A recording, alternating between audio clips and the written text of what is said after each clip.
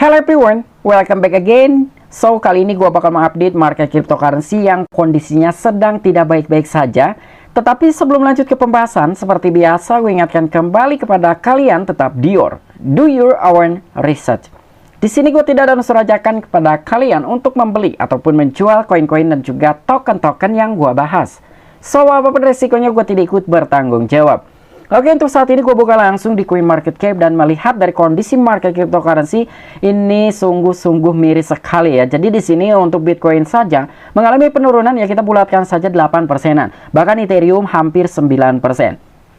Dengan Bitcoin mengalami penurunan 2-3% saja, ini dampak terhadap market cryptocurrency dan juga beberapa altcoin itu cukup luar biasa. Apalagi dengan Bitcoin saat ini mengalami penurunan hampir 8%, ya kita udah bisa menyimpulkan ya berapa persen yang akan dialami oleh penurunan beberapa altcoin yang lainnya.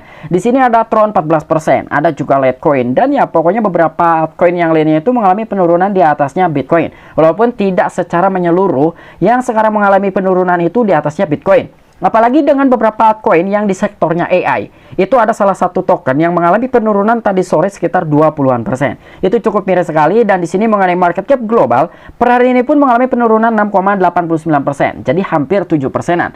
Oke, jadi di sini ada beberapa informasi-informasi yang bakal gua sajikan kepada kalian semua, dan ini menurut research gua sendiri gitu ya, kira-kira faktor utama ataupun penyebab utama crash the market khususnya untuk ruang industri cryptocurrency itu dari mana? Apakah dari Federal Reserve ataupun dari kebijakan-kebijakan orang-orang besar atau dari mana sebetulnya? Oke, untuk informasi lebih lengkap dan lebih lanjutnya seperti apa, so gak perlu banyak basa-basi, kita langsung saja masuk ke sumber informasinya. Oke, untuk informasi yang pertama, di sini adanya sebuah postingan ataupun updatean dari akun Twitternya Bitcoin Magazine. Jadi di sini adanya sebuah kebijakan yang mencoba diterapkan oleh Presiden Amerika Serikat yang bernama Joe Biden. Nah, jadi di sini dari beberapa penambang Bitcoin itu akan dikenakan pajak 30%. Wow, ini cukup lumayan tinggi juga gitu ya. Nah, jadi di sini hanya di Amerika admin Biden mengusulkan pajak 30% untuk listrik yang digunakan untuk Bitcoin dan penambang kripto.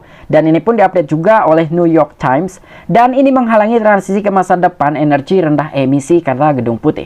Oke, jadi di sini sedikit ingin gue simpulkan atau mungkin ingin sedikit gue jelaskan juga ya kira-kira apa poinnya.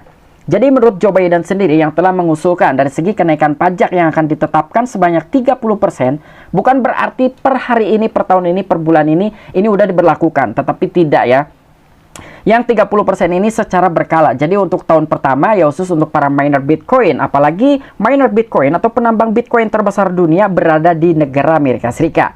Jadi untuk penerapan dan juga pengusulan pajak yang sekarang mencoba untuk ditentukan yang sebesar 30% ini, jadi akan berlaku itu mulai tahun depan. Dan di tahun depan pun tidak akan sekaligus 30%, tetapi tahun depan itu hanya 10% saja. Dan tahun berikutnya 20%, lalu tahun berikutnya barulah itu full sebanyak 30%. Dan di sini ternyata bukan cuma alasan, jadi menurut gue ini hanya sekedar asumsi dari Joe Biden sendiri saja ya.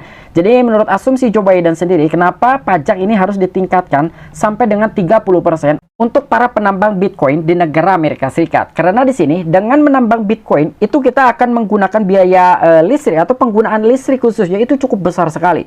Makanya di sini ada sedikit asumsi yang telah dijelaskan oleh Joe Biden, itu akan menghalangi transisi ke masa depan energi yang rendah emisi ya. Makanya di sini dari segi pajaknya itu akan dinaikkan.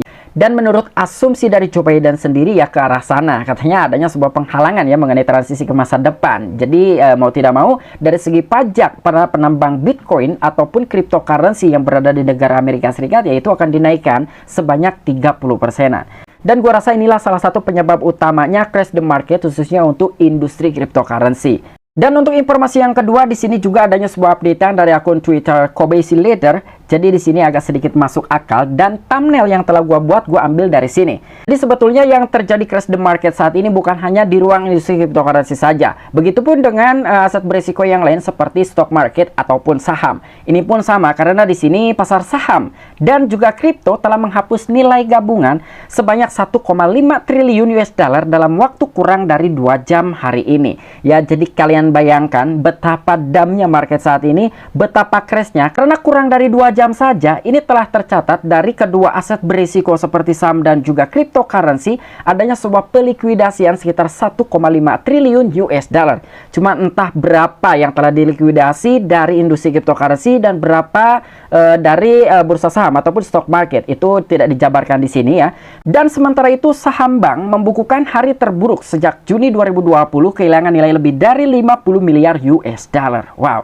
Jadi di sini stock market ataupun saham terutama dari sektor perbankan hari ini itu adalah hari terburuk sejak Juni tahun 2020 karena telah kehilangan atau yang telah dilikuidasi lebih dari 50 miliar US dollar. Ini hanya satu hari saja ya. Jadi memang gua rasa sekarang ini ada sedikit kemungkinan rata ya crash the market antara stock market dan juga industri cryptocurrency. Namun ternyata di sini bukan suatu kebetulan bahwa semuanya jatuh sekaligus. Betul sekali ya. Ini tidak diada-ada, ini juga tidak ada sebuah wacana ya, tetapi entahlah orang-orang yang memiliki duit banyak dan juga memiliki aset banyak, apakah ada sebuah perencanaan sebelumnya atau memang ini hanya kebetulan saja nih waktunya bentrok kedua market, kedua aset berisiko dari sektor industri cryptocurrency dan juga sektor stock market ini dump sama-sama.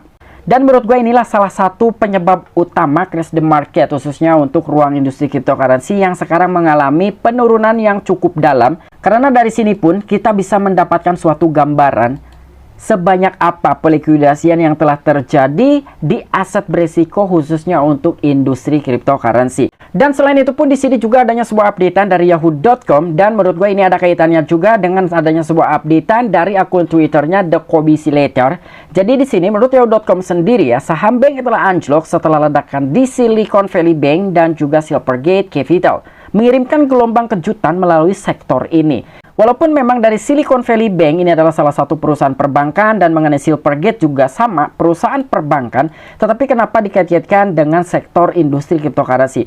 Untuk dari Silicon Valley Bank ini memang tidak ada kaitannya dengan industri cryptocurrency, tetapi untuk Silvergate ini jelas ada kaitannya dengan industri cryptocurrency. Karena Silvergate ini dia memfasilitasi terhadap beberapa perusahaan yang menjadi pelanggannya, salah satunya dari Coinbase. Kita tahu Coinbase adalah salah satu exchange terbesar nomor 2 saat ini, dan sementara saat ini isu yang sedang beredar Silvergate ataupun perusahaan perbankan ini ada sebuah rumor dia bakal mengajukan bab 11 atau mengajukan kebangkrutan ya. Jadi gua rasa inilah salah satu penyebabnya kenapa crash the market saat ini di ruang industri cryptocurrency.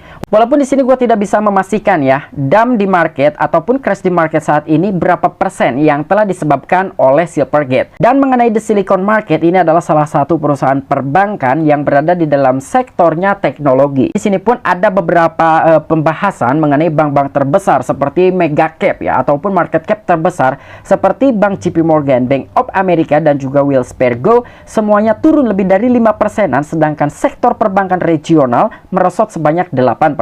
Nah, jadi dengan adanya beberapa perbankan besar aja sekarang mengalami penurunan lebih dari 5%-an ya, apalagi untuk di sektor regional ini lebih dari 8%. Karena penurunan-penurunan ini terjadi disebabkan oleh penurunannya dari saham SVB ataupun Silicon Valley Bank. Di sini telah anjlok sebanyak 62%. Ya, jadi kita bisa menyaksikan bahwa bukan hanya industri cryptocurrency saja yang sekarang mengalami penurunan, tetapi dari bursa saham ataupun stock market itu pun sama mengalami anjlok ya. Jadi memang sekarang itu rata nih, baik dari sektor saham ataupun sektor industri cryptocurrency sama-sama mengalami dump, dan sumber utamanya dari perusahaan perbankan dari SVB dan juga dari Silvergate untuk crash the marketnya industri cryptocurrency saat ini ya. Jadi menurut gua dari sinilah sumber utamanya kenapa sekarang market cryptocurrency telah anjlok secara bersamaan antara stock market dan juga industri cryptocurrency.